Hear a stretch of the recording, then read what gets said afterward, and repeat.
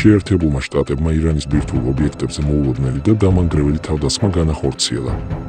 ირანის ბირთვული პროგრამა განადგურებულია. ეს მოვლენა ცვლის სიტუაციას ახლო აღმოსავლეთში. ბირთვული ობიექტების გარეშე აიათოლა ხამენეის რეჟიმმა დაკარგა არა მხოლოდ ისრაელის, არამედ ყველა ახლო აღმოსავლეთის სახელმწიფოს შანტაჟის უნარი. ირანმა უპასუხა ისრაელის მიმართულებით რაკეტების გაშვებით და ახლო აღმოსავლეთში აშის სამხედრო ბაზებზე თავდასხმის მუქარით. თუმცა ირანის რეჟიმი კარგავს ლეგიტიმურობას ქვეყნის შიგნით და სხვა ქვეყნების სამხედრო დახმარების იმედი არ აქვს. აშის ომში მონაწილეობა ნიშნავს, რომ ქვეყანა, რომელიც გადაწყვეტს ირანის დახმარებას, შეერთებული შტატების მოწინააღმდეგე გახდება. არც ერთი ქვეყანა არ გაბედავს ასეთ რისკზე წასვლას.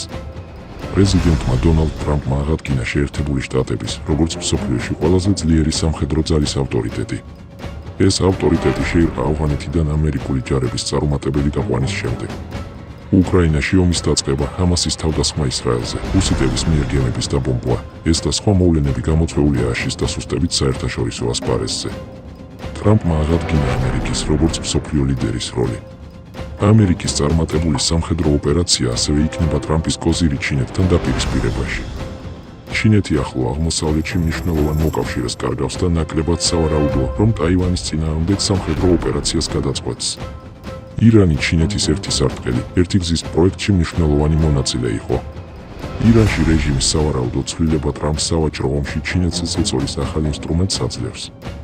აშსა და ჩინეთს შორის გლობალური დაპირისპირება ახალ ფაზაში შევიდა. მოიწონეთ ეს ვიდეო. დაწერეთ თქვენი კომენტარები. გამოიწერეთ არხი.